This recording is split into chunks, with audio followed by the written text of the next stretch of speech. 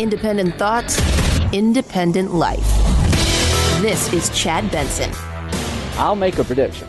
Okay. There'll be 51 Republican votes to call Hunter Biden, Joe Biden, the whistleblower, and the DNC staffer at a very minimum. Yeah, so they don't have what they need, right? Like Mitch McConnell's dream was to make this thing go away fast, that they were going to have enough votes to just say, hey, this whole impeachment thing, we're not going to call any witnesses. We've got more than enough. We've done more than enough. And listening to the back and forth for the last several days and boring the nation to tears, and nobody's paying attention the way that a lot of people thought that they were going to be paying attention. And so there's nothing new to see here. So we're going to move on. We're going to move on. Let's just move on. Just the turtle's going to be at it. Moving on is what we're doing. Just moving on. The reality is they don't look like they have that. Right? They don't look like they have that. Now, it's the who, right? Because you figure Mitt Romney, right, Susan Collins, but who else are you think you're going to get? At this point, we think Mitt Romney of Utah, Susan Collins of Maine, both of them have gone the farthest in saying they want to hear from John Bolton. We think they're most likely to vote for witnesses when that comes up later this week. But then there are some big question marks like Lisa Murkowski of Alaska. Senator John Thune, the GOP whip in leadership, stood shoulder to shoulder with Lisa Murkowski on the floor for about 12 minutes, and they didn't seem to have any agreement. No, and here's the other thing. Murkowski is still pissed off, right? So you've got an embattled senator from Alaska who is really angry about the way that the Democrats went about their business, essentially accusing all of the Republicans, senators, that if you don't vote for these things, if you don't do this, you're part of this massive cover-up and that you're part of the conspiracy and none of you are paying attention. And she got really angry about that. And that really pissed her off. And then the heads on Pike things, right? Remember Adam Schiff, right? Like heads on Pikes. That's what I've heard. There's some stuff that they've said that she's on that fence, and then you're pushing her back over to her side again. Now, they're going to argue against for who's it going to be, how long is this going to take? Because let's not forget, Iowa's on Monday. Klobuchar, Bennett.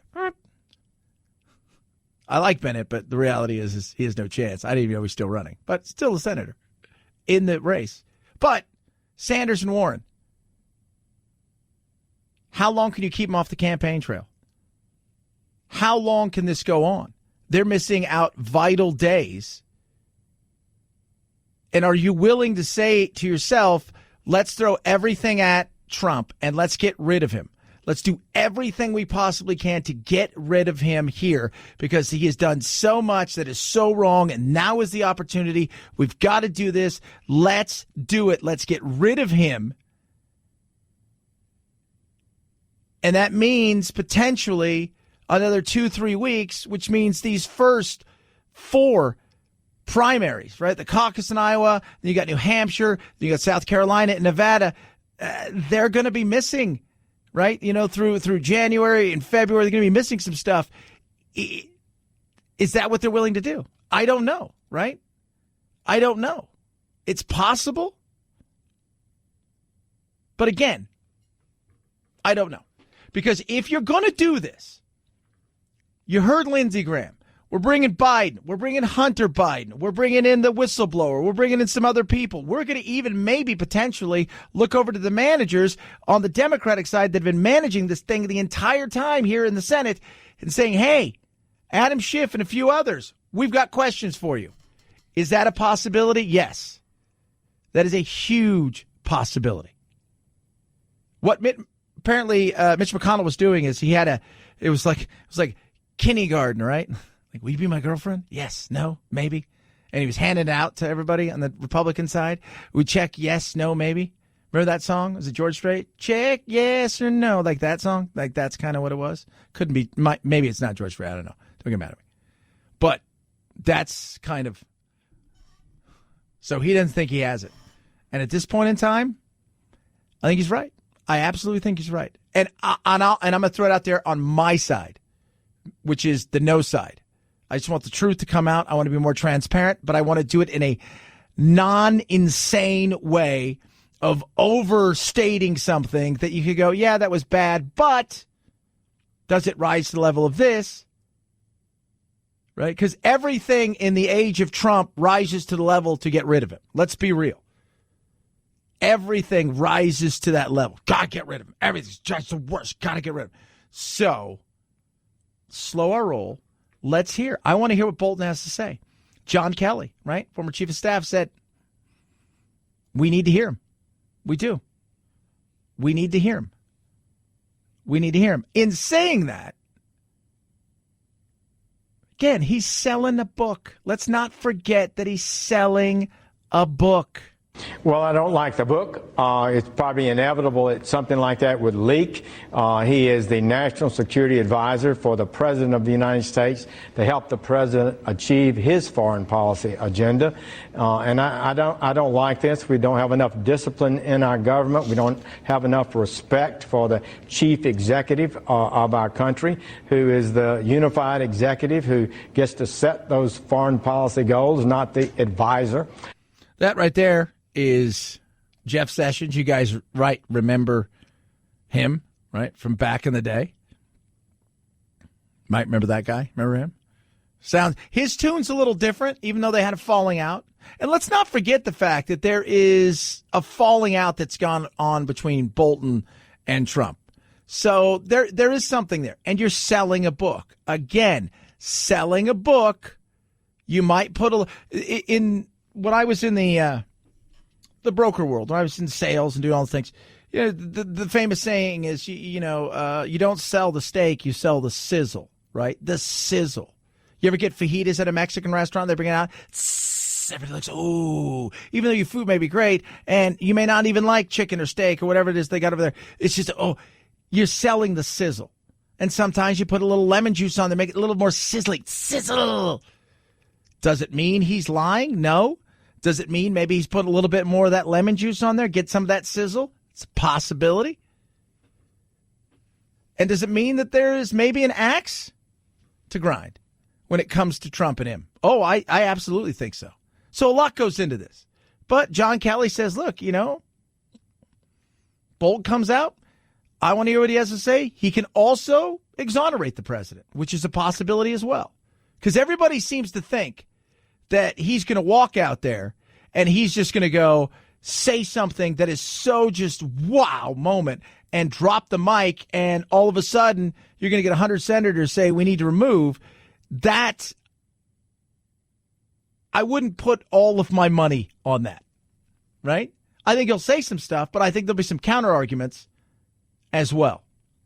And again, selling a book, man. Got to sell a book, right? Sell that sizzle.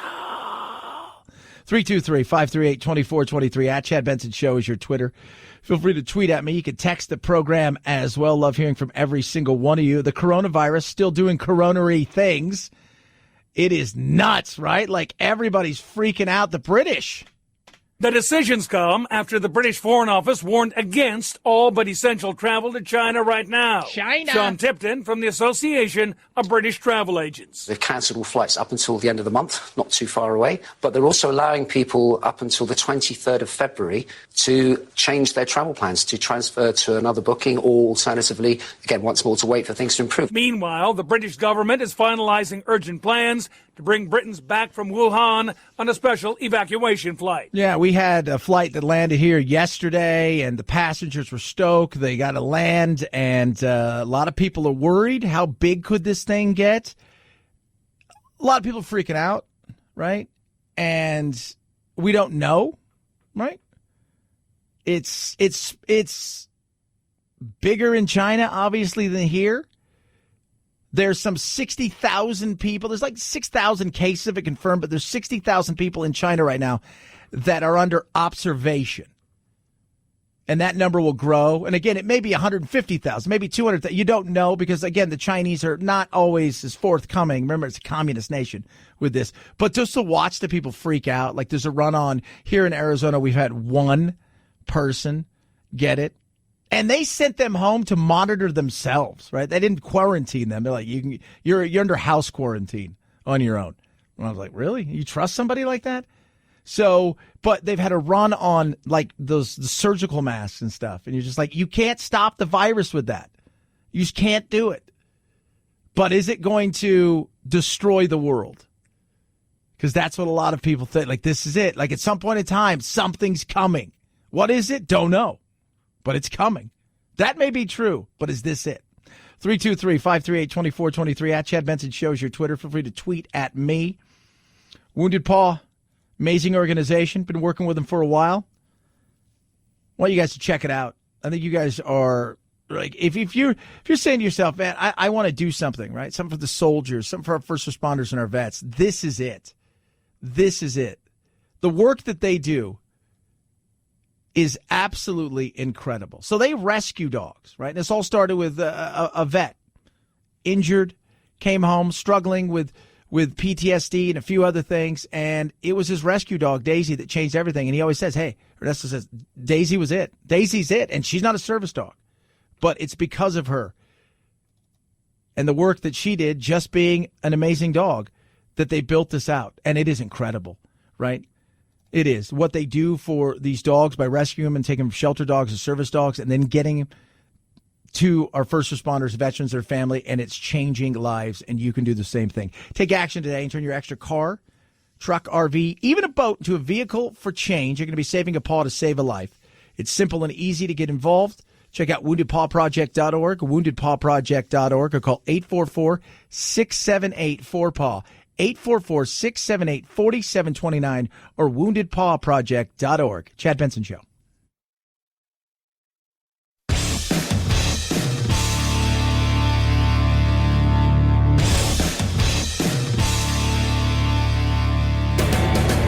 Experiencing separation anxiety? That's dumb. Check out Chad 24/7 at his website, ChadBensonShow.com, and on iTunes, free. The Chad Benson Show. Never feel lonely again.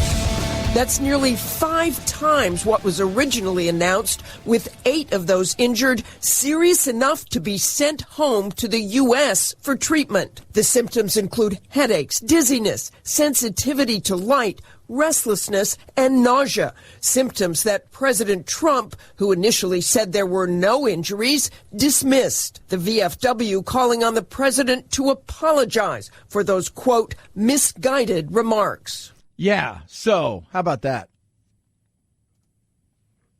Now we're looking at 50 injuries after the Iranians fired off their missiles. Feels a little bit weird, right? Like, we're not talking about that. It's kind of went away, but another one of those things where, why did we say we had nothing?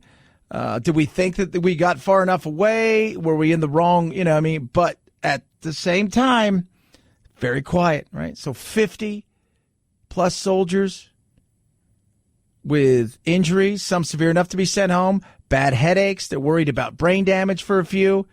That's not a good look. I'm sorry. And if you come out the first night and you said, look, we have no casualties, there's no loss of life, but we do have a few injuries, and you get out there, but it was like everybody's fine, and then you come out and go, everybody's got a headache, it's no big deal. Sorry, bro, that doesn't fly. Now, I don't know what you're getting your information, but I would assume you've got an in somewhere to kind of give you information. That's, I did, but it's just headaches. They'll be fine. No, I'm a little perturbed by this, right? And again, we're not talking about it. Why aren't people asking the question? It should be asked. 323-538-2423 at Chad Benson Show is your Twitter.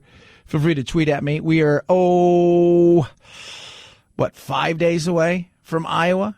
Ads are flying around. You can't go anywhere in Iowa without hearing or seeing an ad. They got some good attack ads out there against Bernie. I like Bernie. I think he has great ideas. But Michigan, Pennsylvania, Iowa, they're just not going to vote for a socialist. Ooh, not voting for a socialist. How about his health? I do have some concerns about Bernie Sanders' health, considering the fact that he did have a heart attack. Well, he did, right? We could debate the socialist side of things all day. I got no problems with that. We should be able to talk about it. Zero problems. He calls himself a socialist. And it's funny, when you call him a socialist, people attack you for calling him a socialist, even though he calls himself a socialist. Because still in their mind, they're saying, well, you're saying he's going to turn us into Venezuela. I'm here to say this, guys, that is never going to happen, right? Americans, we're a very fickle bunch of people, right? We are. We're kind of pampered. You look around the world, again, even our poor have cell phones, cable, and air conditioning. So let's just, before we go, in saying that, is he going to ever turn us into Venezuela? No, he's never going to do that. Because we're the kind of people that would vote Trump out, put Bernie in, and then turn over the House and the Senate to the Republicans and give them a stronger hold. So nothing gets done. We're that kind of people. Do I foresee one day a chance where somebody like Bernie and not an AOC who's talking about collectivism and sounds more like Chairman Mao and Pol Pot than, getting in there? Yeah, I could see somebody like that. But Bernie, I try to tell people, the thing that scares Bernie for a lot of people, even middle of the road Democrats, some of his ideas, look, I understand, right? Like, I want everybody to have health care, right? But I want to be able to have choice. There's a lot of things about it. You could sit there and go, yes, but he's always talking about a revolution. He doesn't want to change the system. He wants to burn the entire thing down. And even for Democrats, that's a tough thing to swallow. Right? That's a tough thing to swallow, is burning the whole thing down. And I don't think we're ready for that. 323-538-2423 at Chad Benson Show's your Twitter. Feel free to tweet at us. Shaq was emotional last night. TNT. They're supposed to have the Clippers-Lakers game. It was canceled, but they did their show earlier, and it was very emotional. We'll touch on that. What actually happened, we don't know. Hey, something did get done, though, in the Senate. Yeah, and got through, got voted on, and the White House is going to sign it. What? We discussed. Chad Benson Show.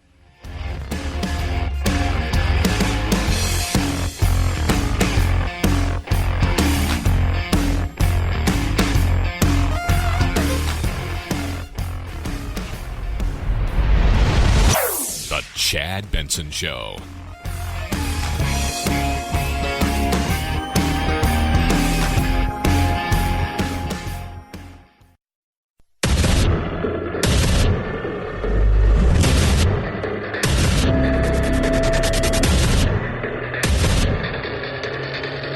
Independent thoughts, independent life. This is Chad Benson.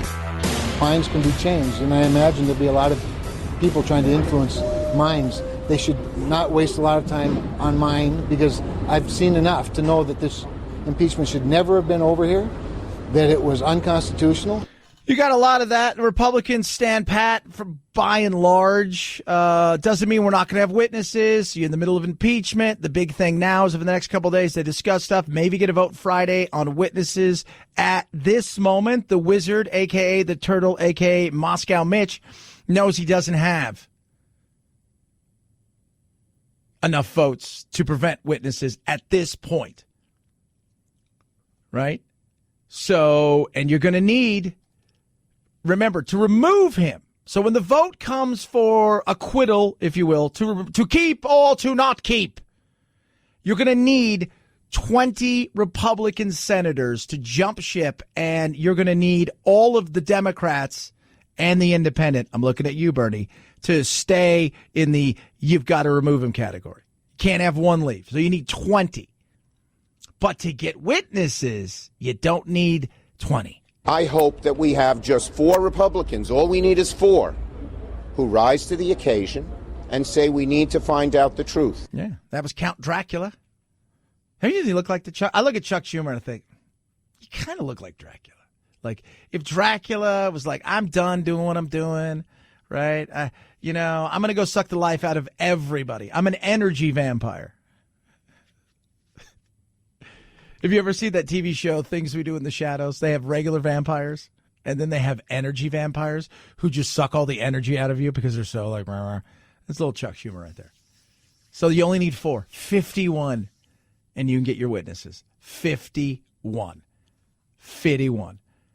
How is Trump taking this? Well, he takes it the way he takes everything. He fights back, and then he tweets. On Twitter overnight, the president asking why didn't John Bolton complain about this nonsense a long time ago when he was very publicly terminated. He said, not that it matters, nothing. Trump's personal attorney, Rudy Giuliani, with some blunt words for Bolton. Here's the only conclusion I can come to, and it's a harsh one, and I feel very bad about it.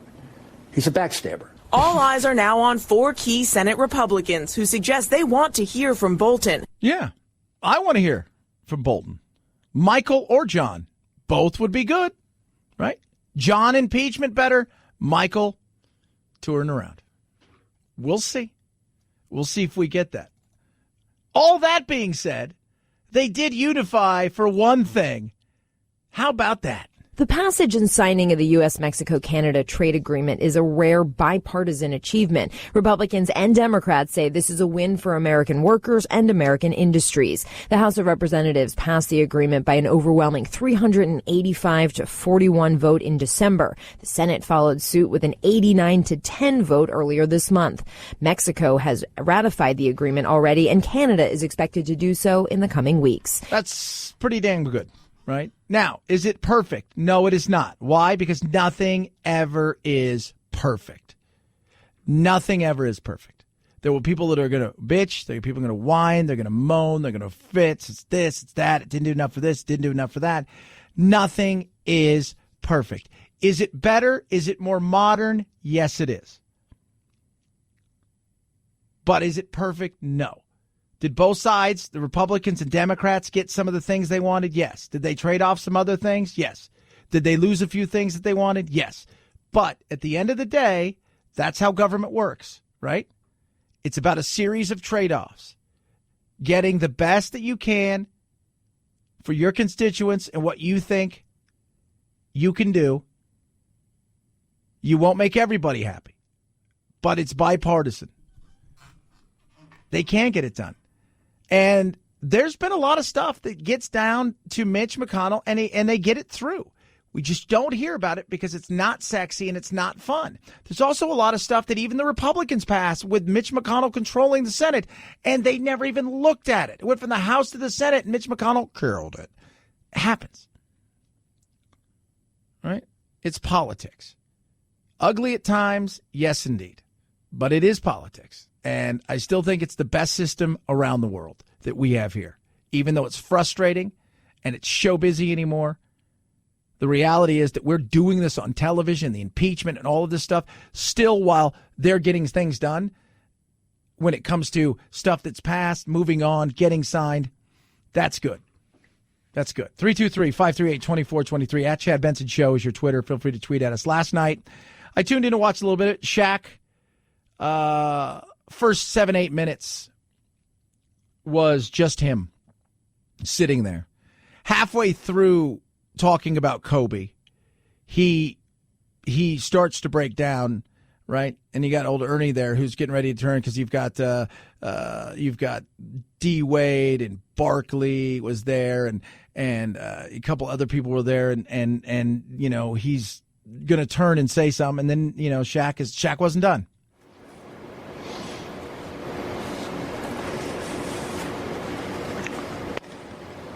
D Wade, hold on, gosh. Oh, okay, go.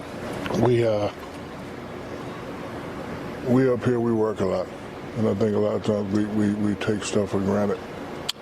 Like I don't talk to you guys as much as I need to. The fact that we're not going to be able to joke at his Hall of Fame ceremony. We're not going to be able to say, "Hi, I got 5, you got 4."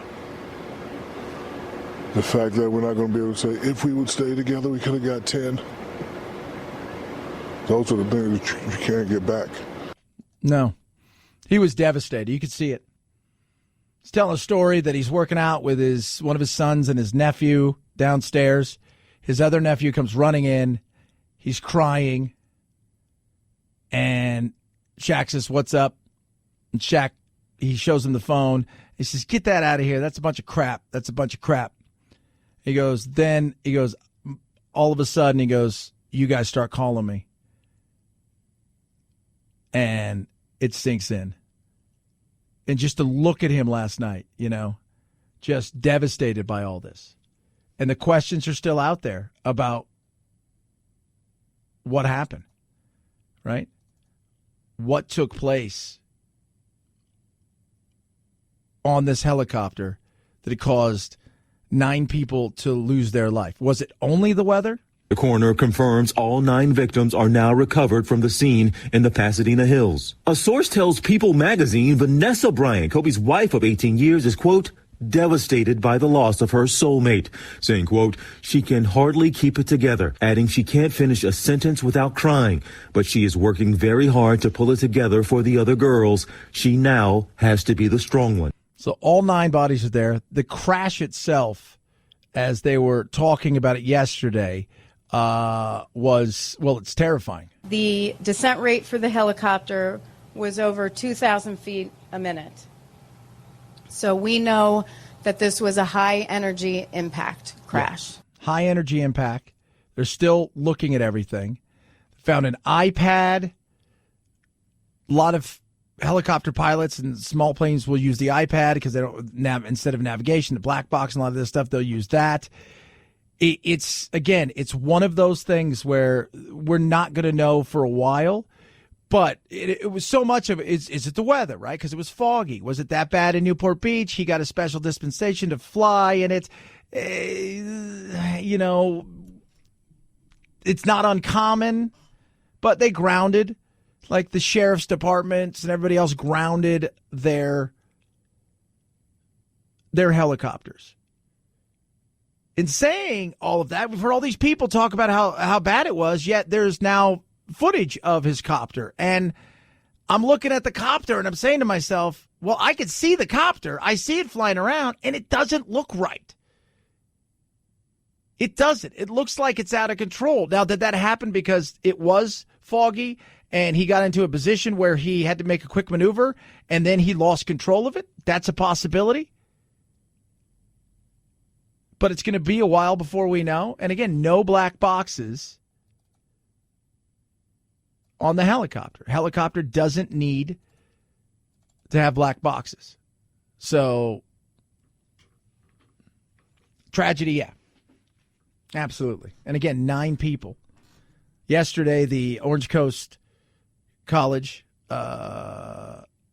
which is the baseball coach, who had been there for a quarter of a century, won 4 state titles, including last year, was their opening day yesterday. Place was packed. His other remaining daughter was there, and his son. His son is like 30. He's one of the lead scouts for the Boston Red Sox. His daughter's still in middle school. She lost her sister, her mom, and dad. It's tough, And then, some of the other family members. I mean, Vanessa, we could sit here and talk about Kobe, but his wife, man, she's, it's, like I said, you can't get through a sentence. She lost everything as far, but she's got her 3 daughters. And yeah, she's got money and she's never going to have to worry about where the next meal comes from. But the devastation of losing your daughter, as a parent, my God, couldn't even imagine. And losing your husband. And then here's the other wrinkle, and it's horrible to say. There's going to be lawsuits. You absolutely know there's going to be lawsuits. The company that maintains it or didn't maintain it, right? Kobe Bryant, because he owned it. There's going to be lawsuits because we live in a litigious society. You've got a husband who lost his wife and now is raising his 3 daughters. It is but we do live in a litigious society, and somebody's going to come out and say, well, you know what? He's got $500 million. Shouldn't have been flying in that situation. Oh, Chad, that's not true. No, it's true. Again, we live in a litigious society. Don't think that that's not going to happen at some point in the future. 323-538-2423 at Chad Benson Show is your Twitter. Feel free to tweet at me. You can text the program as well. Check out the Instagram. So, it is that time of year, election time. Trump's fighting his battles, liberals, the Democrats, the crazy, the crazy progressives, right? They're coming hard.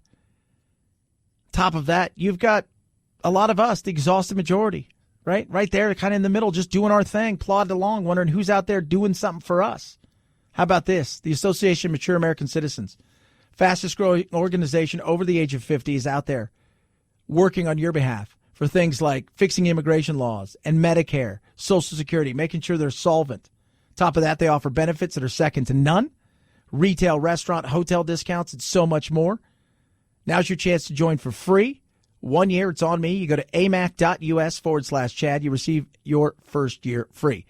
amac.us/Chad. There's no cost, no tricks, no credit card required. Just a free membership for 1 year.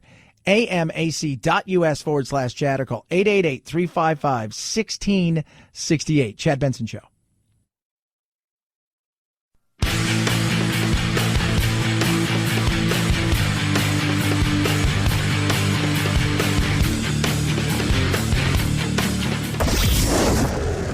I, you, he, she, it. Lucy is a girl. Point of personal privilege, please do not use gendered language to address everyone. Shut up, boo. Ain't nobody got time for that. This is the Chad Benson Show. In the wake of all the news about coronavirus, a movie about the outbreak of a deadly disease is back on the charts. Virus, no treatment protocol, and no vaccine at this time. 2011's Contagion, starring Gwyneth Paltrow and Matt Damon, hit number 10 Tuesday on Apple's iTunes movie rental chart, sharing space with current hits including Joker and Parasite. It's extremely rare for a 9-year-old movie to crack the top 10. Yeah, because people are freaking out. Here's something interesting, though. So last year, a bunch of people get together. They bring in people from all walks of life, from the medical world to business, finance, and government, to essentially play a bit of a game. And the game was the what-if scenario. What if something goes crazy and we have to try to stop this for real? This is a real thing, right? This just wasn't some, they're bringing in real people from the World Health Organization, from governments around the world. They're bringing in everybody, doctors, all of these people to see what they could do and if they can prevent anything. And they had 3 hours to essentially try to stop the spread of this. At the end of the day, they said when they played it out, the entire thing, over an it essentially, even though it was a simulation, it was an 18-month simulation, it killed 65 million people. 65 million people. Do I think that is the coronavirus? I don't think so. Are there other viruses out there that could spread like that? Yeah. There's we talked about it yesterday, the H7N9, which is something they're monitoring. And right now, it looks like it could only go from it's like kind of like another bird flu, an avian flu. It can go from people, only from the bird to the person. It can't spread human to human. But out of the 1,600 cases, they've had 500 deaths. That's big. We're still in the hundreds with this, and they think there's possibly, at this point in time, we know there's about 7,000 confirmed cases, but there's 60,000 to 100,000 people under quarantine where they are monitoring them. So is it always possible? Of course it is, right? Of course it is. But the likelihood of it, I think, is slim. But I did ask the question on Twitter. I said, hey, Twitter people out there, are you worried about this spreading? 61% people say yes. 61%. I thought, really? 36% say no. 2% essentially said, nah, what's a coronavirus? It's a deadly virus. It can't be stopped. Really? No. It probably can't be stopped. 323-538-2423. At Chad Benson Show is your Twitter. Super Bowl this weekend. I'm super excited to watch said Super Bowl, and I'm also going to probably snack a little bit.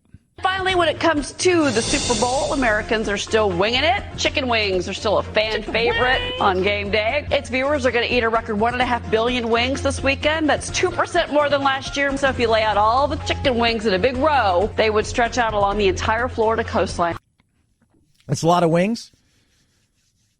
Another report says cocktail weenies are the number one most searched thing. I think chicken wings is it. I think that's the thing. Pizza and chicken wings are easily the big go-to. I'm going to have chicken wings and pizza this weekend. I'm going to. I may have some sliders. You don't know, right? Like, and you justify it. It's like, of course I eat potato chips at 8 in the morning. Well, you know, for me, 8 in the morning, like, is because I get up so early. It feels like it's noon or 1. But, yeah, on Sunday, you totally justify that, right? Of course I do. I mean, it's Super Bowl. How many people? 19% of people are going to call out, they say, on Monday, have the Super Bowl hangover because of, you know what I'm talking about, enjoying a little adult beverage. 323-538-2423 at Chad Benson Show is your Twitter. Feel free to tweet at me. Text the program as well. Check out the Instagram. Simple and easy to do that at Chad Benson Show. This is the Chad Benson Show.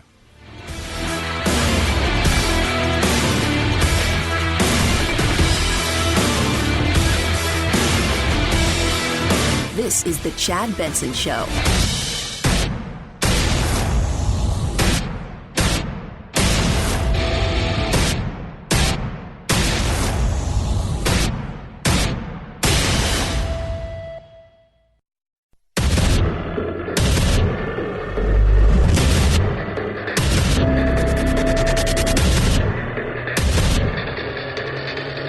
Independent thoughts, independent life. This is Chad Benson. You know, I'm offended and shocked that Schumer would be so scurrilous as to accuse the president and his children of making money illegally off of politics when the only people we know who have actually made money off this have been Hunter Biden and Joe Biden. So Hunter Biden makes $1 million a year. That's documented. But Schumer simply creates and makes up and says, oh, maybe the president's kids are making money. John Bolton is making money as we speak. He's probably already gotten a several $1 million advance for this book. He's making money by testifying against the president. The only people we know that have actually made money, Hunter Biden and now John Bolton. That was Rand Paul. Rand Paul, who I actually like. Look, I'm going to say this to everybody. I don't care if Hunter Biden and Joe Biden testify. I understand why you'd want him to. I think the timeline's pretty clear, but nobody wants to. Nobody cares about the timelines. None of that stuff matters. None of that stuff matters. Timelines don't matter. None of it matters. Truth no longer matters. But I'm here to tell you guys this, all right? I want you guys to all gather around. Just everybody gather around for a second. Politics is incestuous. It's nepotism. It is favoritism. It is, if you go to D.C. broke and you come out broke, you did something wrong. If you go to D.C. or any state capital and you're worse off and your kids are worse off, you did something wrong. Right? We talked about it yesterday. Yeah, Hunter Biden made a ton of money. And the only reason he made a ton of money is because of dad. Right? His last name was Biden. His last name was Biden. That's why he made money. John Kerry's got a kid, makes money. Right? You don't think the Bushes make money. You don't think being a Bush is a helper. You don't think having a last name by the name of Kennedy and actually being in the family is a helper. It's also a curse, but it's a helper. It's what it is, right? Hey, you know what? It's like that in everything in life. That's life. I'm here to tell you, as my shows has grown, as life has gotten better, you don't think I help my kids? You don't think I do that? My little brother, I was just saying, my little brother's bugging me. Oh, Chad needs some money, Dad. Oh, Chad, come on, bro, come on. But I've also helped him in some other ways, introducing him to certain people in the hockey world, because he's retired from playing because he suffered too many concussions, and he really wasn't that sharp anyways, so he couldn't afford anymore. But, yeah, that's what you do. You don't think you help your kids? Of course you do. Now, do we influence to the point potentially where the favoritism gets into a very murky situation because of the politics. You could argue that, right? But come on. And I will argue this when it comes to the Trump family, right? That brand has been stomped on and dragged through the mud. That brand isn't worth what it was going in. The Trump brand isn't what it is, right? It just isn't. But it's something to think about, right? Like we talk about with Oprah, right? Reason Oprah's not running is because half the country's going to hate her, and all of a sudden her products aren't going to be worth as much. Her say-so isn't going to be worth as much. She's going to lose influence. There's that possibility because we now have this tribal world where the minute you say you're right or left, that's it. The other side just disowns you, disavows you.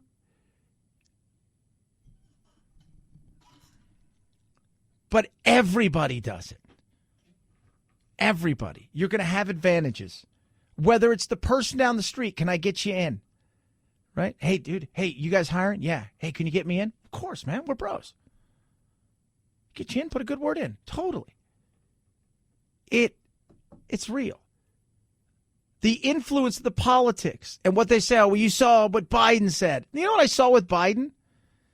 Right? You go back and actually go through the timeline of what he said, right? He was at that World Economic Forum, and he starts talking about, you got this corrupt investigator who wasn't doing anything. And, wasn't investigating. You got all this massive corruption. So I tell, Obama and I talk about it, and the president says, hey, you tell them, you get rid of this guy. You get rid of this SOB, or we're not going to help out with the aid. Sure enough, I told them, you guys better give me an answer before I get on the airplane, right? Remember that? Oh, yeah, we're going to get rid of him. They didn't get rid of him for months and months. Republicans had sent letters with Biden, the IMF, the European Union, saying this guy is, not only is he corrupt, he's useless, right? Take away the corruption side of it, right? He wasn't even Barney Fife.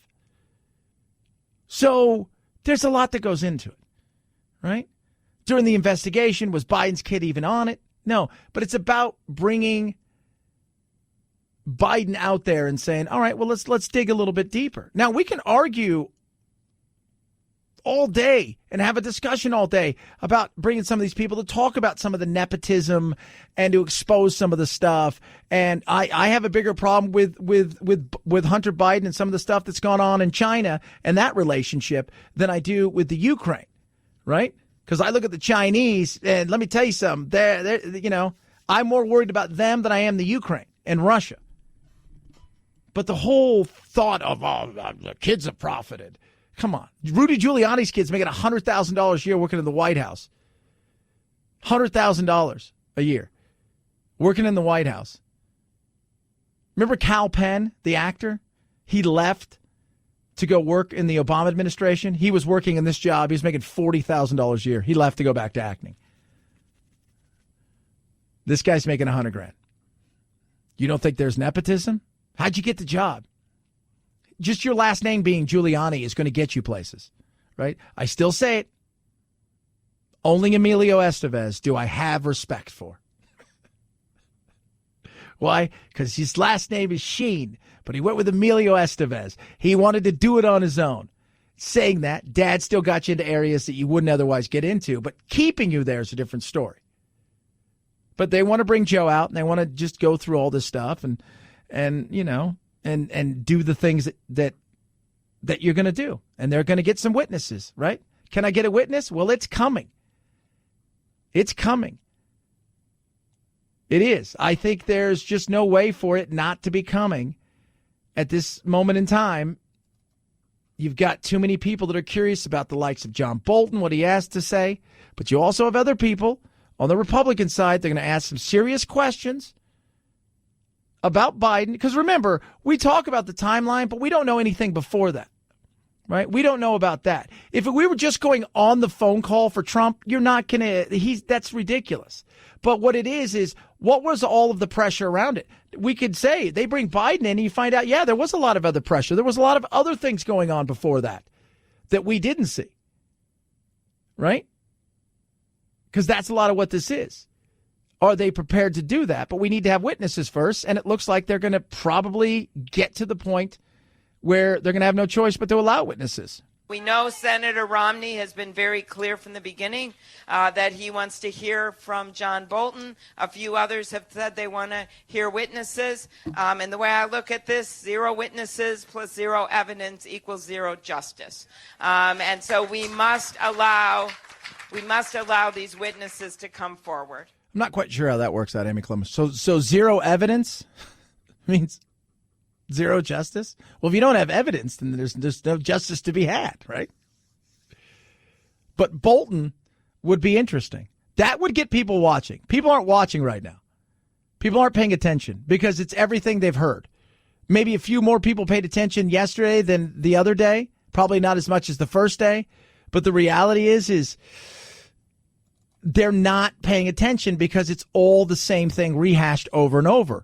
And Kelly, right, came out today because Bolton is the one that everybody's looking at. And he's got a book to sell. And when you're selling a book, again, put a little bit of mustard on it, right? Sell that sizzle, not the steak. But he's talking about, whether or not Bolton should and shouldn't, and whether or not he even believes. The president's former chief of staff, John Kelly, reportedly now saying, "I believe John Bolton," and suggesting Bolton should testify, saying if there are people that could contribute to this, either innocence or guilt, I think they should be heard. Yeah, so I want to hear it. Why would you want to hear it? Because I want to hear it. You don't want to hear it? No, because I think it's all a bunch of farce. Of course. Of course you do. Because you support the president at all cost. It doesn't matter, right? Look, if he's done something wrong, and it does, we find out through so many of these other things that it rises to such a level of just insanity, he has to go. He does. But if we're just picking and choosing little things here or there that really the consequences were negligible. Everybody got what they wanted, and this is just another hysterical moment, which is always a possibility. See the Mueller report and all that stuff. Then what? Well, then he stays, and he runs for re-election. But I would like to hear from some people that were on the ground, if you will, in the building. Not hearsay, not a lot of other. I'd like to hear some of that. And I would be curious when it comes to Adam Schiff, because I do have some questions about him and the way that some of this stuff went down from the whistleblower. Because much like you say, well, there's a lot more that goes on to the story, the whole thought process of somebody just showed up and told Adam Schiff inside of his office and one of his assistants directed them in the right thing and that Adam never really heard about it, I find that to be a little bit much. I'm just saying. 323-538-2423 at Chad Benson Show's your Twitter. Feel free to tweet at me. Extra soft, super absorbent, luxury feeling look. What am I talking about? MyPillow's new towels. Incredible. 5 designer color choices, right? So 1, 2, 3, 4, 5. Extra huge, extra soft. 30 by 56 bath towels, 16 by 30 hand towels and washcloths. Made in the USA, 100% USA cotton. How much do I love them? Well, I'm staying in a hotel tonight, and I brought my own towels. That's how much I love them. Incredible. 60-day money-back guarantee. No cotton fillers or cheap softeners. Just the best cotton grown right here in the U.S. of A. Yep. Now's your chance. Save big, 30% off. Try it out for yourself. These things are amazing. Go to MyPillow.com, new radio listener special. Click on that. Enter promo code Benson, BENSON. That's MyPillow.com, new radio listener special, 30% off. Type in code Benson or 800-983-4975 and use that promo code Benson to save big. It's the Chad Benson Show.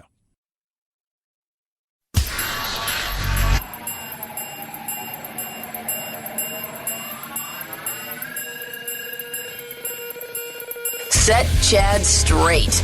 Text the show, 323-538-2423. That's 323-538-CHAD. Someone has to do it. Might as well be you.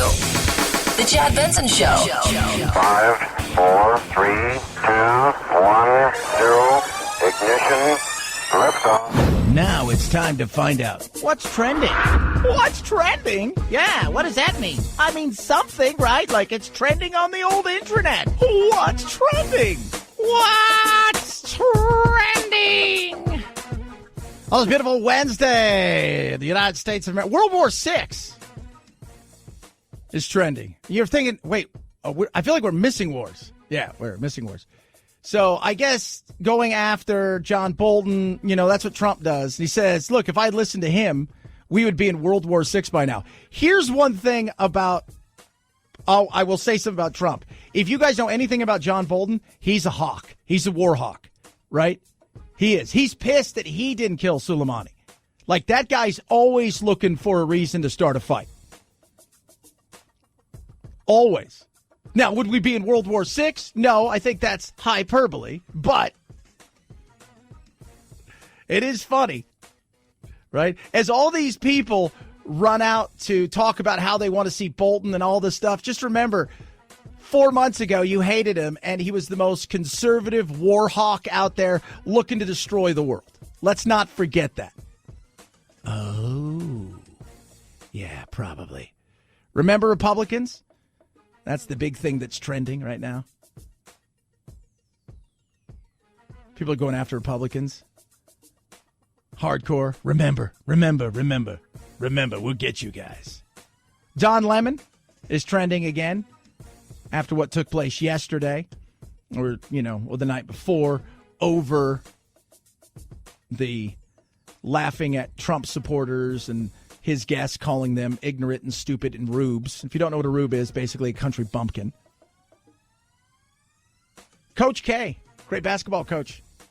Last night they played Pitt, and their coach is Jeff Capel, a star, one-time superstar for Coach K and a longtime assistant coach, and he's now coaching Pitt.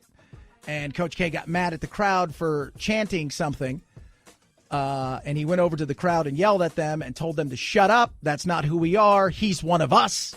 Only to find out that they weren't chanting what he thought, so he had to apologize. Lots of apologies from Coach K. Head on over to the Google. A lot of stuff trending there today. Chris Dolman, former NFL superstar and Hall of Famer, passed away at age 58 from a brain tumor.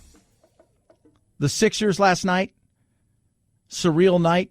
When it came to the death of Kobe, is everybody starting in the full swing? Most of the teams had the last couple of days off, and of course, Kobe Bryant is still trending everywhere. And it is, it's not going to change. Now it's the "how did this happen" scenario. Shaq trending as well, and to show you the diversity in our country when it comes to things, even sports. The third highest trending thing right now on Google is India versus New Zealand in cricket. Right? Like, that's real. Yeah. That's real. India versus New Zealand in cricket. Third highest trending thing. Right now. 323-538-2423 at Chad Benson Shows your Twitter. Feel free to tweet at us. You can text the program as well. TV deals this weekend. If you're going to get a TV, I think this is the weekend to do it because something's happening on Sunday. So your TV is too small or too old or it's not high def enough for whatever reason you want a new one. If you're looking for a high quality TV, this is a really good time to shop. Regina Conway with the website Slick Deals. This year we're seeing everything from those medium-sized models to much lower pricing options for the larger 4K TV models up to 80 inches. But wait on these for now. We have a 3-day weekend coming up in February, which is the better time to buy things like mattresses, high-end appliances. Conway suggests starting your search online and then heading to brick and mortar stores. No football Sunday. No football after Sunday. That's why you want the TV. Chad Benson Show.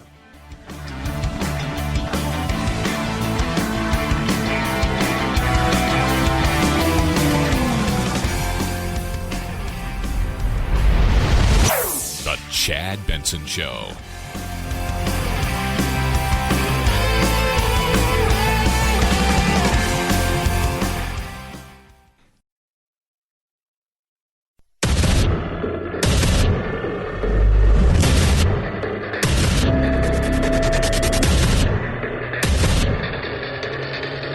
Independent thoughts, independent life. This is Chad Benson. More than 300 students called off sick Monday morning at West Collierville Middle School in suburban Memphis, about a quarter of the school's student body, most citing flu-like symptoms. While there have been more than 100 deaths in China from the coronavirus, there have been more than 8,000 deaths in the U.S. from the flu this season. Dr. Michael Threlkeld is with Baptist Memorial Healthcare. The flu is sometimes kind of ignored because, what we see every day and year to year, we kind of get used to and don't get too excited about. The CDC reports the number of new flu cases in the U.S. went up last week. Yeah, deadlier. I understand why people freak out, right? You hear about it. Oh, my God, the world's coming to it. I mean, I get that, right? Like, what is this? It's something new. We've never heard of it. It's a corona something, right? How does it begin? Then you start to get the mystery of it all because it's a new virus. We've never seen it. Even though the coronavirus has been around a long time, this is a new strain of it, right? So that 30% of people who get a cold, that's a coronavirus like that. But this is totally new, something different. What? So people start looking around. What's going on? How did they get it? Well, they're thinking maybe now. Snakes that eat bats, right? Could have given it to people. Oh, my God. Are you kidding me? Yep, the Chinese cobra and the Chinese taipan. No way. Yeah, they eat bats. What happens? They get infected. Next thing you know, weight spreads. Oh, jeez. People get nervous, right? Because you don't know about it. It's like, oh, I don't even know. What could this be about? I've got a headache. I feel a little hot. It's probably it. Take a deep breath. Take a deep breath. Right? I get it. I do. All of us, you don't know what any of these things are. But I don't think it's the end of the world. Some people do, though. Man, I'm always surprised. Some people do. In fact, that's the question I put up on Twitter. Are you worried about the spreading of the coronavirus? I'm surprised. 58.4% say yes. 39% say no. 2.6% say, what's the coronavirus? But you see somewhere like China, right, where they've got anywhere between 50 and 80 million, depending on what outlet you're looking at, talking about people who are quarantined, right? Potentially 60,000 people to 100,000 people are being monitored. And there's already about 6 to 10,000 people that have confirmed the virus. So, but it's not as deadly as, you listen to that, the flu. The flu. It's the flu. Yeah, it's the flu. And what we talked about yesterday, the flu. So there's an A strain and a B strain. And when they give you a shot, they look out 9 months and try to predict what strain is of the flu, what strain of A and B that's going to be out there. And the way that it normally works is A comes first and hits hard and goes a little bit longer, and then B comes at the tail end of flu season. This year, they flip-flopped. That's why it's a little bit deadlier than some people are thinking, and why a lot of the flu deaths this year have been pretty healthy people between the ages of 20 and 40. Normally, when we hear about flu deaths, it's very young, who are susceptible, and very, very old, or people with compromised immune systems. But it's still the deadliest thing when we think about things like this.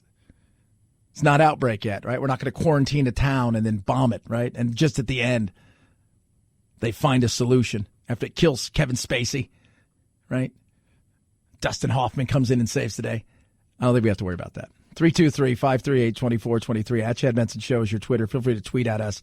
Love hearing from you. Boeing. Because if you guys have, what did I say? I said this whole MAX thing is absolutely devastating to them. Absolutely devastating. And this could be a lost decade. Well, for the first time in a long time, guess what? Boeing says it lost more than $630 million in 2019, the company's first annual loss since 1997. The year before, Boeing posted a profit of more than $10 billion. A big reason for the drop-off, the costs related to the grounding of the 737 MAX. The company says the bill has risen to over $18 billion. Boeing reported a loss of more than $2.30 a share in the fourth quarter. Ryan Burrow, ABC News, Chicago. That's huge. And they're still in this bizarre hold category, right? So it's not like nothing's happening. They keep pushing it back. Companies have been canceling the orders. Airbus has overtaken Boeing. I mean, this could be a lost decade for Boeing to get itself right. Imagine if they have to scrap this thing altogether, which is looking more and more likely. That's massive. Orders canceling or being delayed. Still nothing getting through the FAA. The battle's on, and they've been exposed through emails and other things and whistleblowers as really playing some sort of game with the FAA. That's ugly. That is an ugly look. If you are Boeing, what would that one email say? I wouldn't let my family or anybody I know fly on one of these airplanes. And you're like, that's one of the engineers. What's the joke now? If it's Boeing, I ain't going.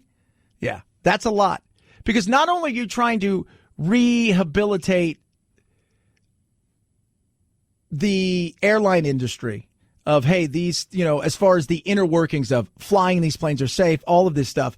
The bigger side of it for people is, how do you get people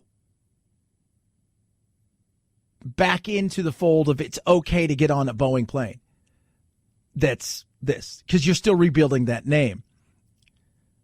And that name right now, for a lot of people, even though here we haven't had any problems, it's safer. What'd they say? 1 death in every 33 million boardings? When you look at the United States, China, European Union, Canada, Australia, right? When you look at them, that's 1 death. So it's safe, but still there is this now thing hanging over them that makes that feel like this is something else. 323-538-2423 at Chad Benson Show is your Twitter.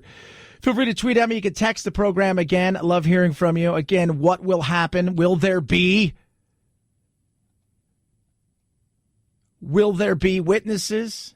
Probably find out more of that towards the end of the week. Could we have a vote? Yeah, they're going to battle for the next couple of days. All the while that's going on, Biden, Buttigieg, right? Bloomberg, all out doing their thing, making headways in Iowa as we get closer and closer to the caucus.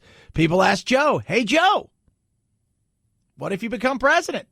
I can think of at least 8 women, at least 4 or 5 people of color that I think are totally qualified to be vice president of the United States. But for me, it has to be demonstrated that whoever I pick is capable of immediately being president, because I'm an old guy. Okay? At least he's honest. He's an old guy, right? What did that Iowa voter say yesterday? One of the worries he has about voting for somebody like Bernie is age, right? I'm voting for somebody older than me, right? That's one of the things brought up in the new attack ad that's out there going after Bernie. I do have some concerns about Bernie Sanders' health, considering the fact that he did have a heart attack. Yeah, which is a fair question. By the way, that's a very fair question. I know people say, well, you shouldn't talk about stuff like that. I'm fine. Understand that. But in fairness, you are a little bit older. In fairness, you just have a heart attack. People are allowed to ask the question because there is that possibility. Any president, right? Trump, any president, that something can go wrong. And so maybe, especially when it comes to a bit of these older presidents, the vice presidential choice may be extremely important. I'm not saying that he's going to die or any of those things. I'm just saying maybe, just maybe, that's semi-important. 323-538-2423 at Chad Benson Show's your Twitter. Bloomberg is still somebody I find to be interesting. Why is he interesting, Chad? Because I still think he can upset the apple cart, right? I still think he can make some headway in this, and it's not going to be through the first four, right? His hyper focus is to get on 33 ballots, to take enough away that when the Democrats meet up, right, and at the DNC's national convention, and they're going to nominate, that they can't, because there's not a consensus. Nobody got enough votes. Nobody picked up enough. So now they're going to have to go battle it out. And that's what happens. And when you get into that point where they battle it out, I think he thinks, if I get into a room with people who are going to decide, right, who is going to be the nominee, I can out-talk them all, and I can show them my vision is much different. See, Bernie wants no part of that, because Bernie knows the DNC doesn't like him. And he doesn't like them, and he's talked a lot of smack about them. I mean, he likes them more than he likes Republicans, but he hates any kind of establishment. So I think he knows, man, if it got to that point and it goes backstage, that could be my demise, even if I had the most. What is the message that you want to send to everyone why you're running for president? Replace Donald Trump, pull the country together, and make the country's government work. And that's what I argue I bring to the party, because in New York City, the government worked for 12 years. You can do the same thing at a national level. Yeah. I mean, can you? I don't think we can at this point in time bring people together the way I think a lot of people thought, at one time we could, right? When I think of presidents healing the nation, I think more about a tragedy that takes place and he or she leading the nation in the healing in the wake of something horrific. Yesterday we it's not a celebration, but we look back upon the Challenger, space shuttle disaster. And you go and you look at some of those things, 9/11, you bring people together. It's a healing, because why? Because at that point in time we take off the red and blue and we put on the red, white, and blue. But when it comes to just politics and everyday life, from everything, I just think that's impossible anymore. And we can actually implement the things that Congress keeps passing and they never fund and nobody ever does anything about it. It's time to say, no, we're going to get our lunch eaten by China and other countries around the world. Our educational system used to be in the top 10. Today it's barely in the top 50. In a world where education is going to be more important, you just cannot do this. You'll never end poverty unless you fix education. One thing we should focus on. Yeah. But we've got to start thinking about how we teach education. We need to change it. It needs to be more modern. Stop being so centralized. Teach for the future, not for the past and not for the present. Right? And that's a lot of what we've been doing over and over again. And also, when it comes to our education, let's be 100% honest. Nobody wants to talk about the elephant in the room. You go look at places like, look at Finland, look at, all of these other, those nations aren't dealing with what our teachers are dealing with in a lot of areas. Where you go in and you got 3, 4, 5, 6 different languages, you're trying to deal with 1,000 different other things. You got 30 kids, 40 kids. They're not dealing with the same thing our kids. If you go look at education at the extremes, we compete with anybody.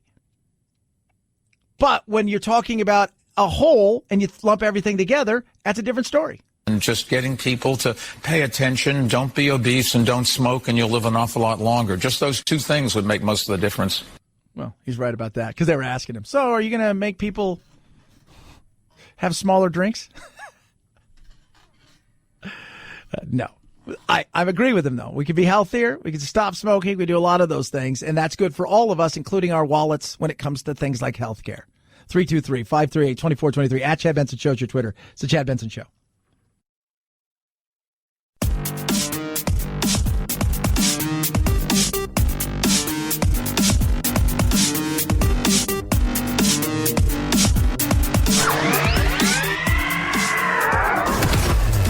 The Chad Benson Show, the only place so far that the Mueller investigation hasn't deep probed for collusion. Redacted!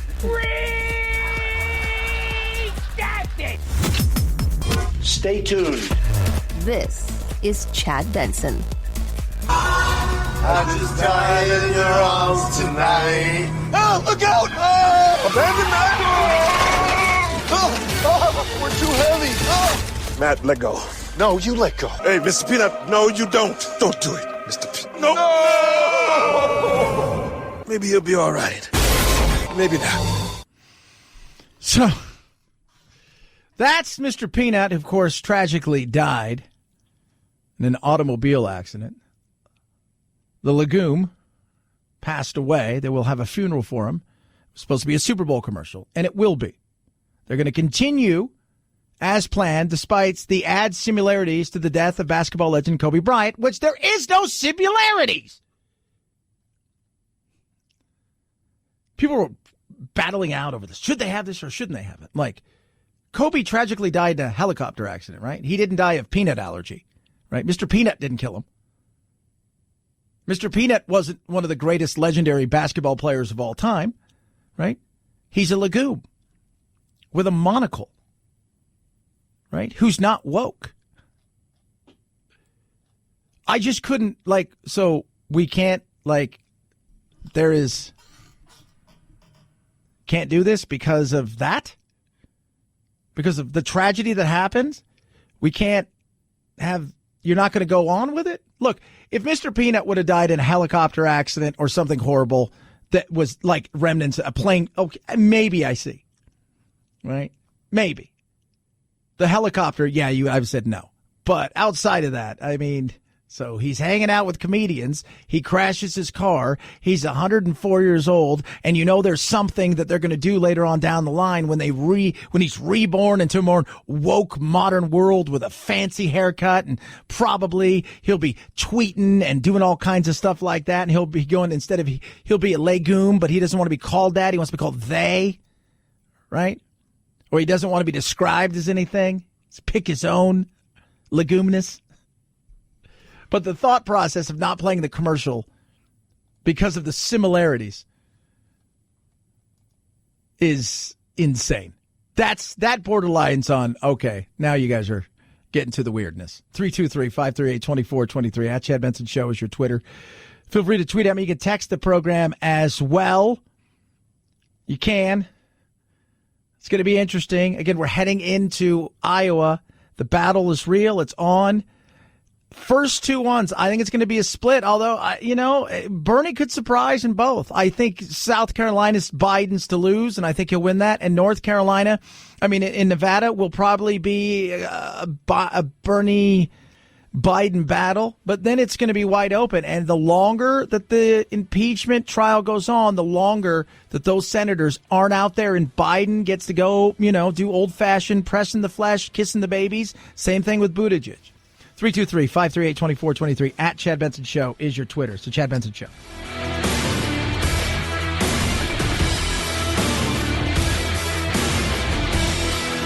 This is the Chad Benson Show.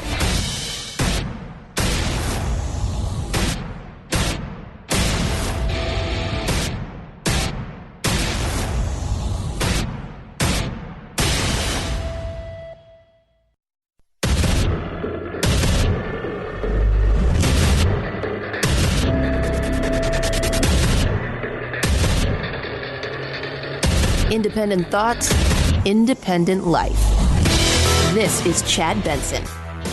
And one final note that I have for you, because this is personally important to me to address this.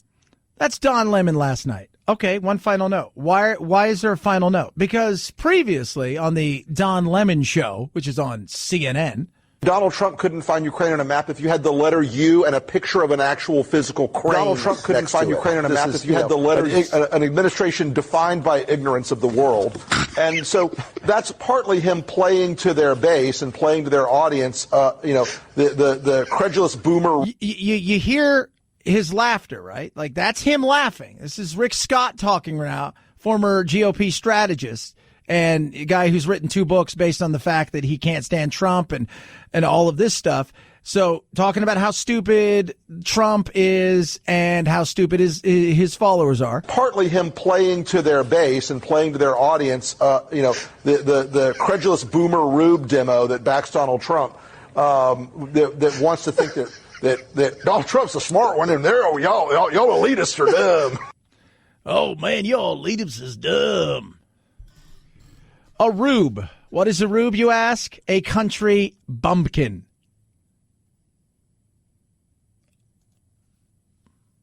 So that became its own little viral insanity, right? People coming after him, laughing at this is what I said yesterday. You want to talk about division in the country? Talk about division in the country. And it's all Donald Trump's fault. First of all, we're going to have division anyways because we've got so many different cultures and ideas and political leanings. Even though we've only got two parties, you're going to have division. But our division has become so tribal and so crazy. But we blame everything on Donald Trump as if we were just this united front, just all together as one before, which is a bunch of crap. You know that, and I know that. And he can divide.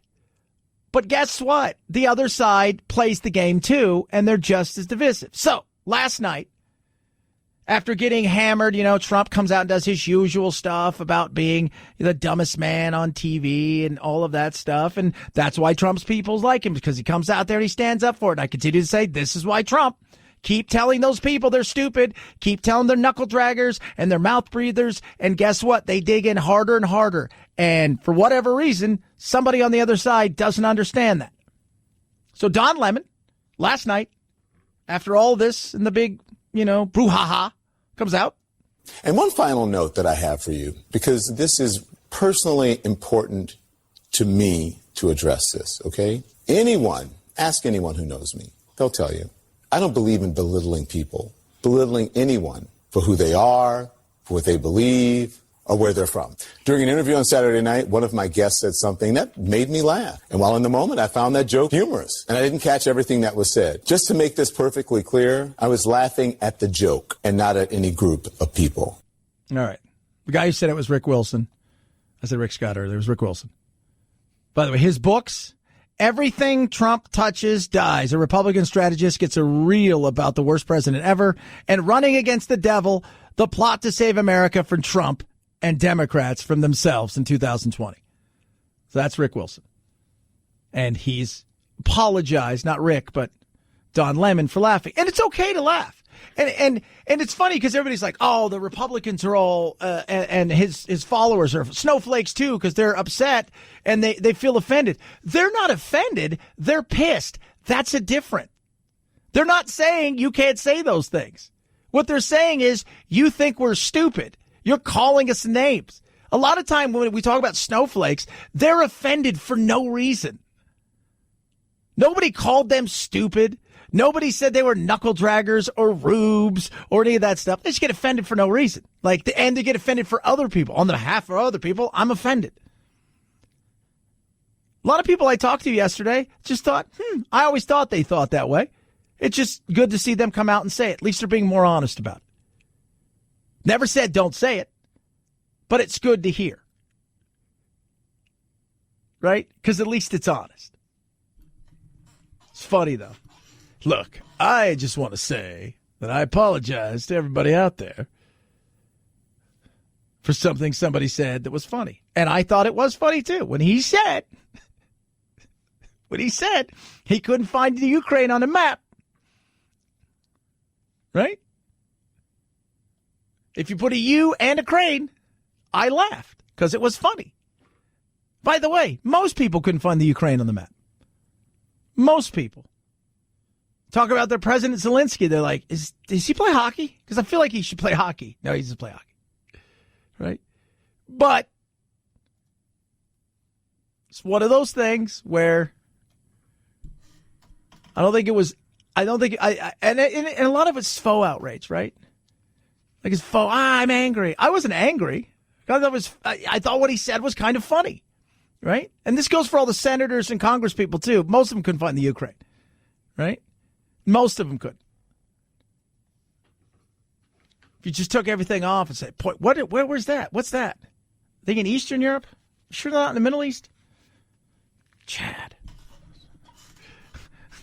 Trust me, I've been places with Congress people and senators, and we're touring stuff, and you're talking to them, and you're thinking to yourself, who didn't win the election? And if you talk to people who are honest, and I'll throw it out there, who know these people and are willing to tell you, you talk to their staff More often than not, their staff is far sharper than they are. Far sharper than they are. In so many ways. 323-538-2423 at Chad Benson Show is your Twitter. Feel free to tweet at me.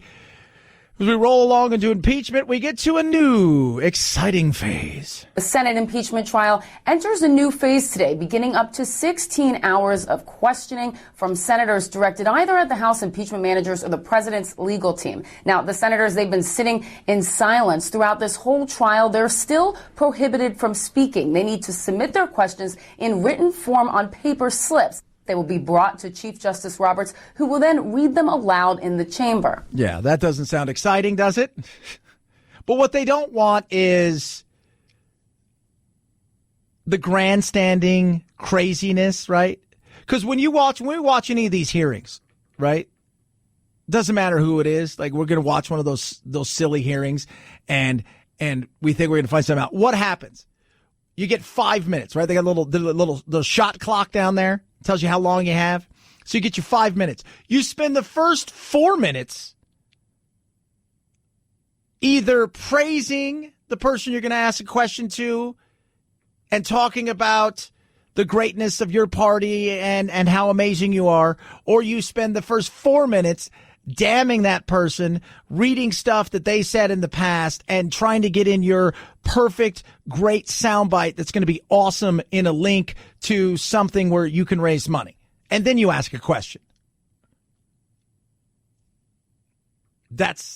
So they don't want that. What they want is, all right, you want to know about what was the timeline, such and such, about, the Ukraine, and when Biden got into the race, what does that look like? Can you explain that to me? And this will be directed at Adam Schiff. Adam. Schiff. Shifty. The Schiffinator. Bullshiff. Question for you. And he's going to read it. So that way we don't have to sit here and then watch them bloviate for any more than we need to. 323-538-2423 at Chad Benson. Sure. It's your Twitter. Feel free to tweet at me. You can text the program as well. Coronavirus is doing well. But remember, the flu, still dangerous, deadly, and around. We should not forget that. Are they getting closer, though, to some sort of shot that would prevent and or help stop this thing? All passengers had already been screened twice before they left China. They were monitored throughout the flight.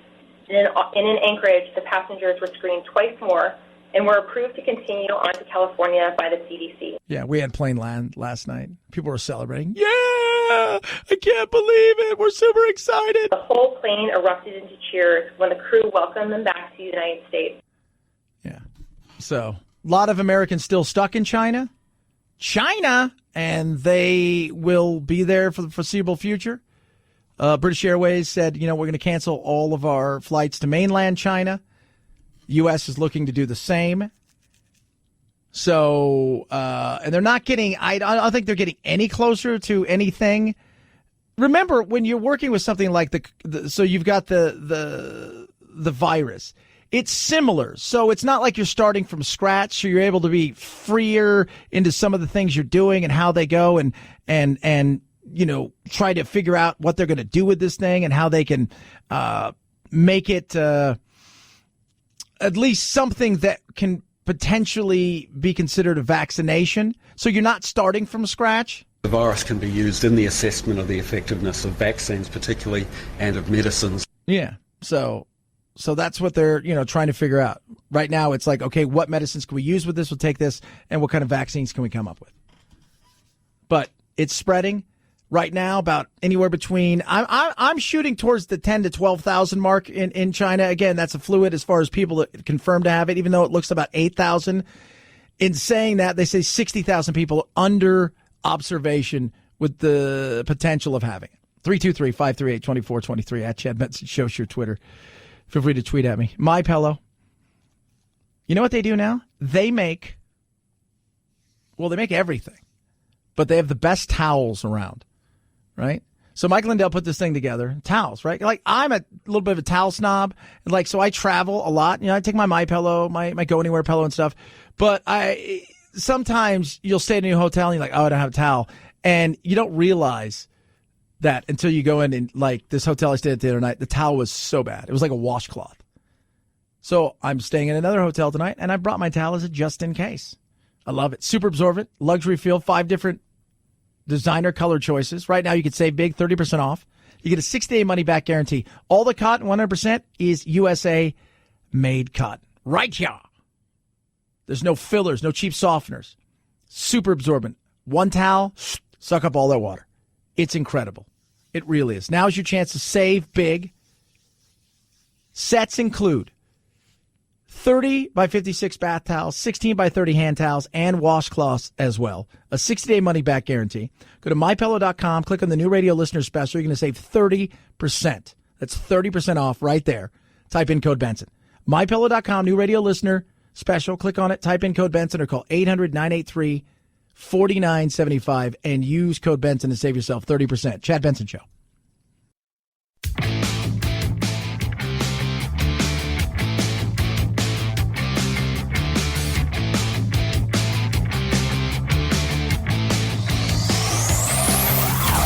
Check out our Chad Benson Show Facebook page where you can hang out or hang your grievances out to dry.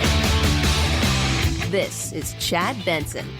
We'll talk a little bit more about Kobe and last night TNT here in a little bit, but Evan Rachel Wood, actress, she's on Westworld, she tweeted after the death of Kobe, what has happened is tragic. I'm heartbroken for Kobe's family. He was a sports hero. He was also a rapist. And all of these truths can exist simultaneously. Well, let me tell you something. If we're going by the law, he wasn't a rapist. A 19-year-old accused him of raping her. He denied, right? He was charged with felony sexual assault. It was dropped the following year. She didn't want to testify in court. And Kara, who's our new audio engineer, we were just talking off air, and she says, you know, one of the things you look at is sometimes you go and look at the past. And you look at the past and you say, well, hold on a second. There was one person, one time, he apologized and said, I thought it was consensual. She may have taken it a different way, right? And who knows? People drinking, doing a bunch of stuff. You don't know what took place.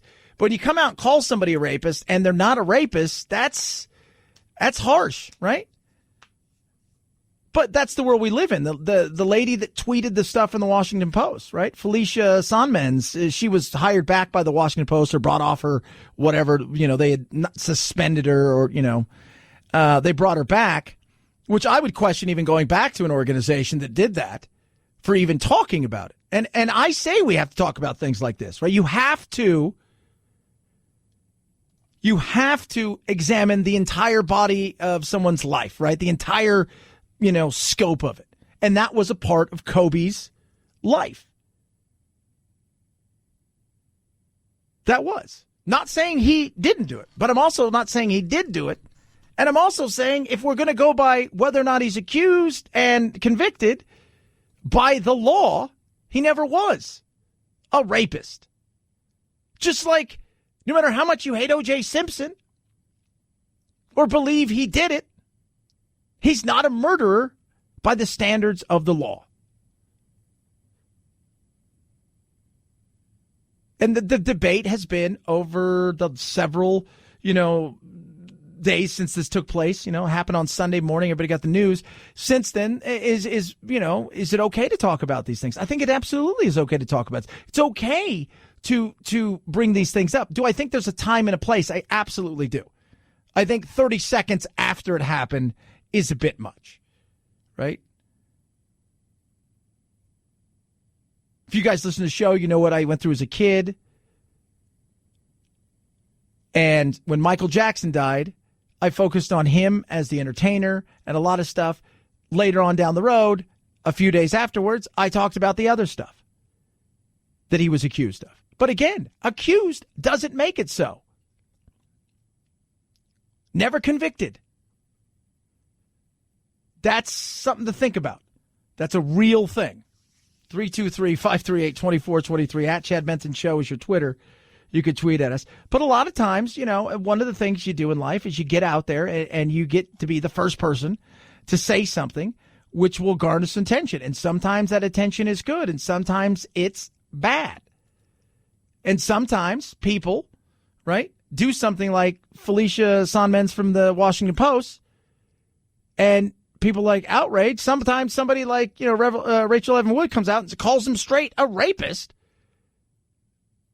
And, you're just like, you got suspended from your job and you're still on TV and get to do all your things. It's crazy, right? But it's okay to talk about it. But that's not talk. That's just accusation and just throwing something out there. 323-538-2423 at Chad Benson Show, your Twitter. We'll talk more about Kobe. Talk about last night, Shaq, and his emotional response to finding out his little brother, he calls him, passing away. Chad Benson Show.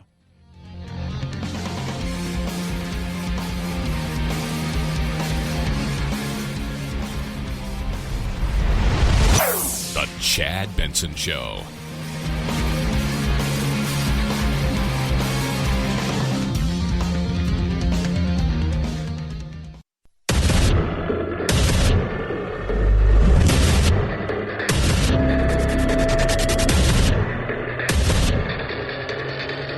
Independent thoughts, independent life. This is Chad Benson. Minds can be changed, and I imagine there'll be a lot of people trying to influence minds. They should not waste a lot of time on mine, because I've seen enough to know that this impeachment should never have been over here, that it was unconstitutional. You got a lot of that. Republicans stand pat by and large. Doesn't mean we're not going to have witnesses. You're in the middle of impeachment. The big thing now is over the next couple of days they discuss stuff. Maybe get a vote Friday on witnesses.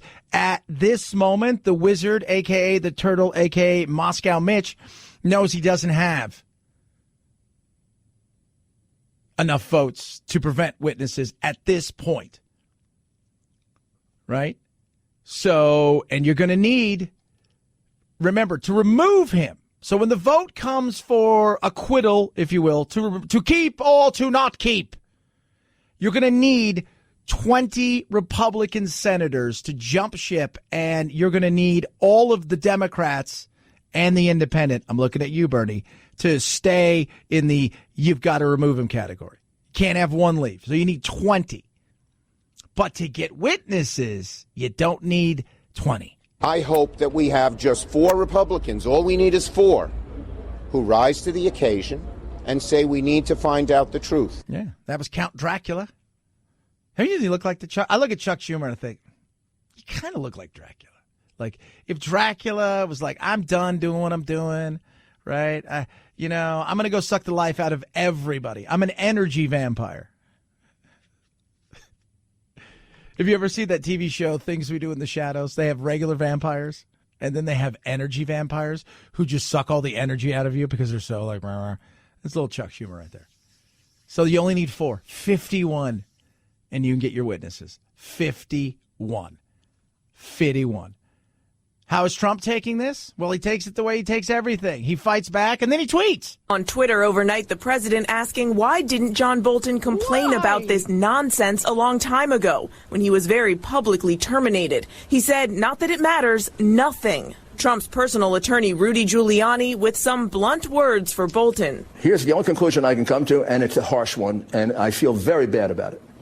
He's a backstabber. All eyes are now on 4 key Senate Republicans who suggest they want to hear from Bolton. Yeah, I want to hear from Bolton.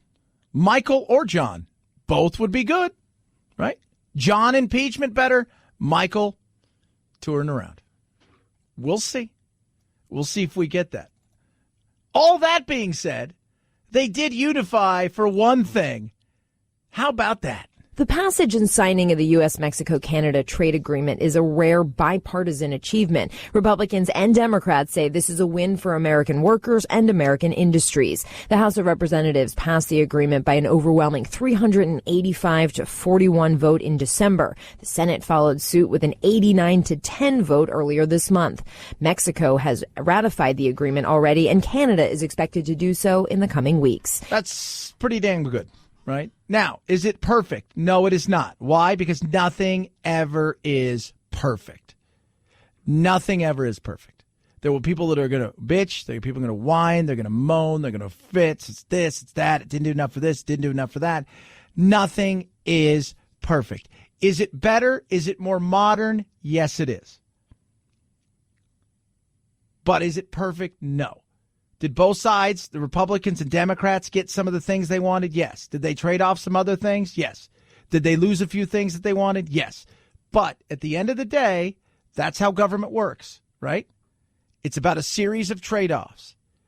Getting the best that you can for your constituents and what you think you can do. You won't make everybody happy, but it's bipartisan. They can get it done. And there's been a lot of stuff that gets down to Mitch McConnell, and they get it through. We just don't hear about it because it's not sexy and it's not fun. There's also a lot of stuff that even the Republicans passed with Mitch McConnell controlling the Senate, and they never even looked at it. It went from the House to the Senate, and Mitch McConnell killed it. It happens. Right? It's politics. Ugly at times, yes, indeed. But it is politics. And I still think it's the best system around the world that we have here. Even though it's frustrating and it's show busy anymore, the reality is that we're doing this on television, the impeachment and all of this stuff, still while they're getting things done. When it comes to stuff that's passed, moving on, getting signed, that's good. That's good. 323-538-2423. At Chad Benson Show is your Twitter. Feel free to tweet at us. Last night, I tuned in to watch a little bit of Shaq. First 7-8 minutes was just him sitting there. Halfway through talking about Kobe, he starts to break down, right? And you got old Ernie there who's getting ready to turn because you've got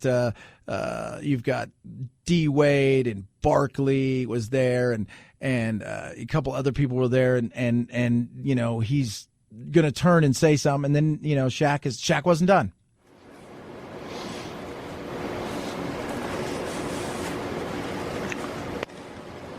D Wade, hold on, Rush. Okay, go.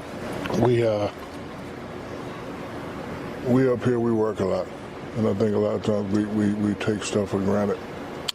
Like I don't talk to you guys as much as I need to. The fact that we're not going to be able to joke at his Hall of Fame ceremony. We're not going to be able to say, "Hi, I got 5, you got 4."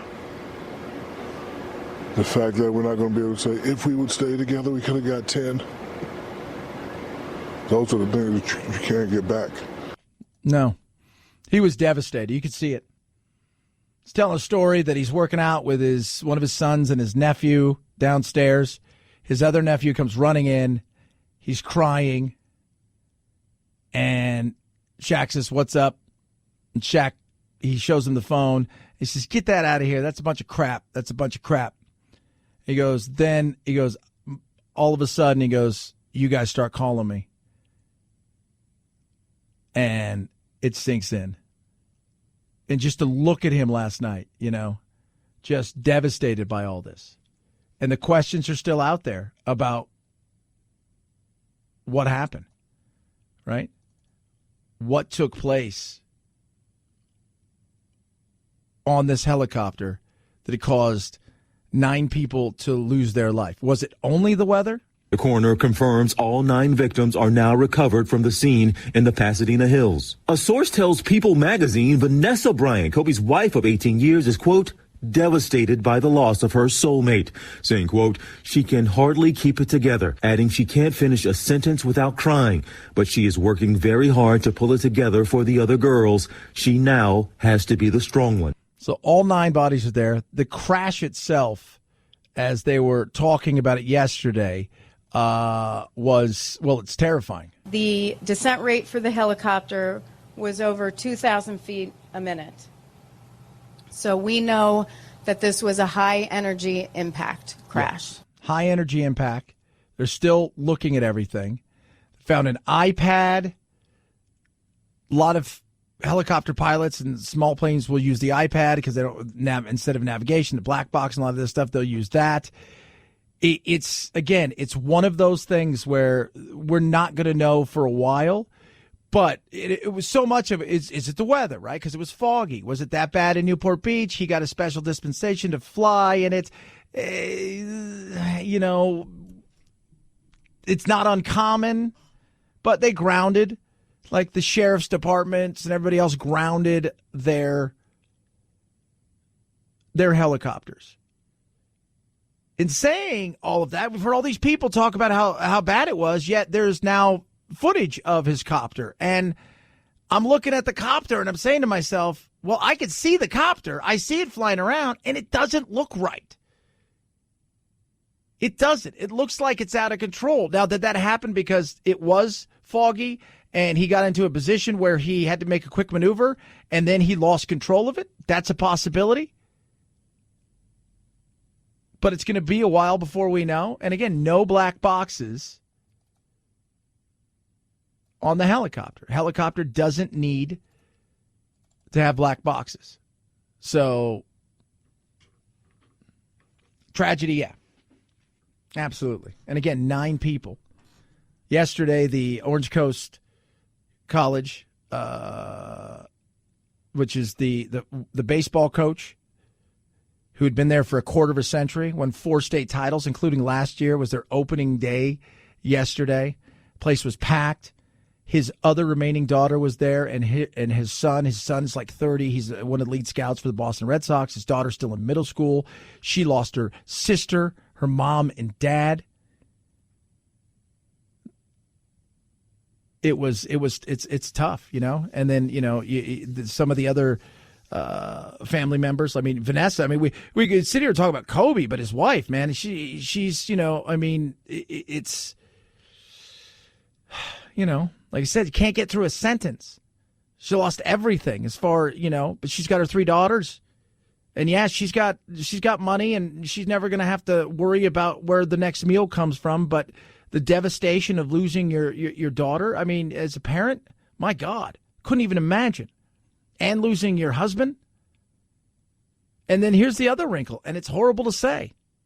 There's going to be lawsuits. You absolutely know there's going to be lawsuits. The company that maintains it or didn't maintain it, right? Kobe Bryant, because he owned it. There's going to be lawsuits because we live in a litigious society. You've got a husband who lost his wife and now is raising his 3 daughters. I mean, but we do live in a litigious society, and somebody's going to come out and say, well, you know what? He's got $500 million. Shouldn't have been flying in that situation. Oh, Chad, that's not true. No, it's true. Again, we live in a litigious society. Don't think that that's not going to happen at some point in the future. 323-538-2423 at Chad Benson Show is your Twitter. Feel free to tweet at me. You can text the program as well. Check out the Instagram. So, it is that time of year, election time. Trump's fighting his battles, liberals, the Democrats, the crazy, the crazy progressives, right? Like they're coming hard. Top of that, you've got a lot of us, the exhausted majority, right? Right there, kind of in the middle, just doing our thing, plodding along, wondering who's out there doing something for us. How about this? The Association of Mature American Citizens, fastest growing organization over the age of 50, is out there working on your behalf for things like fixing immigration laws and Medicare, Social Security, making sure they're solvent. Top of that, they offer benefits that are second to none, retail, restaurant, hotel discounts, and so much more. Now's your chance to join for free. 1 year, it's on me. You go to amac.us/Chad. You receive your first year free. amac.us/Chad. There's no cost, no tricks, no credit card required, just a free membership for 1 year. amac.us/Chad or call 888-355-1668. Chad Benson Show.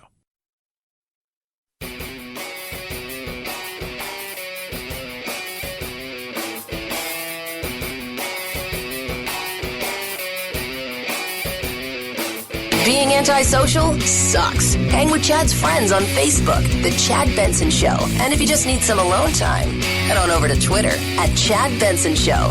Either way, we can't wait to meet the real you. We're finally ending the NAFTA nightmare and signing into law the brand new U.S.-Mexico-Canada agreement. Very special. Very, very special. Trump today signing it, so it's real, it's done. USMCA replacing, will soon replace NAFTA. Mexico, I think, has already ratified it. Canada will do it sometime early next month, and then it'll be a go. It'll be a go. So a little bit more modern. Trump's excited about it, touting it as a victory. He should, right? And so should the Senate, and so should the Congress, and and all the people that worked on this thing. That you got something done in a bipartisan way that is better. It's not perfect. Nothing ever is. Right? It's about a series of trade-offs, but they do believe it's a little bit more modern, offers a little bit more protection. Again, not perfect. Next week, Iowa. How's it looking? More than 25,000 students across hundreds of Iowa schools cast their ballots as part of the Iowa Secretary of State's informal youth straw poll, a way to get kids engaged in the political process. On the Republican side, President Trump grabbed 91% of the youth vote. On the Democratic side, Andrew Yang led the field of 12 candidates with more than 22% of the youth vote, followed by Senator Bernie Sanders at 21% and Mayor Pete Buttigieg at 17%. Yang! Back in the Yang Gang. Remember that song? Back in the Chang Gang? Pretenders? Oh. He was the happiest person alive. Ooh. Now I'm back in the Yang Gang. He's giving me dollar bills and freedom bucks. Whoa, whoa. Back in the Yang Gang. He's going to give us, so he's giving us dollars, right? Everybody's going to get $1,000 a month. Everybody over the age of 18, I think, is getting $1,000 a month, according to Yang. And you get your freedom bucks, right? When you want to give to certain candidates, right? You get your freedom bucks. And that way you can give to certain candidates. And in doing so, that way we have all this craziness, right, that goes on right now, what we can and can't give. So that way we already got our freedom bucks. So how about that, huh? How about those apples? I like me the Yang. Don't think he has a chance, but I like him. I like some of the stuff he does. Imagine this, just for a second, friends. You go, you buy a watch, you're really excited about it. Lo, those many years later, you're thinking, I got this watch. It's got all the old stuff. I wonder what it's worth. And you see coming to town, the Antiques Roadshow. Right? You're like, I'm going to take this in. I brought in a Rolex watch that I had purchased while I was in military. The amount that you paid, you even got a 10% discount. It says $345.97. A watch like this at auction is worth about $400,000. You okay? I'm not done yet. I said a watch like yours because of the condition of it. Basically, it's a new old stock watch, no wear on it. Your watch at auction today, $500,000 to $700,000. Yeah, that's a win, kids. $500,000 to $700,000. I love Antiques Road. Antiques Roadshow is for regular people, right? A little bit of the she people, upper crust, right? Grandma's old heirlooms. Pawn Stars is kind of like the white trash version of the Antiques Roadshow, right? Like, that's kind of what that is. Like. And my favorite thing on any of these, like, that guy's so excited. He didn't even think. He wasn't going there thinking his watch was worth that much. It's a Rolex. It's a Daytona. It's going to be worth some, but he probably had no idea. Bought it back in the day when he was in the military. People go to the antique, the Pawn Stars, though, and they think that heirloom they have is worth $500,000. And then they come in and Rick brings an expert in and it just kills them. Right? Because they're there just pawning stuff, trying to get to Vegas and win those dollar bills, yo. I got to get across the street. I'm on a hot streak, but I'm down a little bit. What's this worth? My grandma gave it to me. I think she said it was totally real. It's worth $500 million. It's worth 83 cents. I think you're a liar. 323-538-2423. At Chad Benson Show's your Twitter. Got you over the hump. We'll do it again tomorrow. As always, have a wonderful day. Night, night, Jack.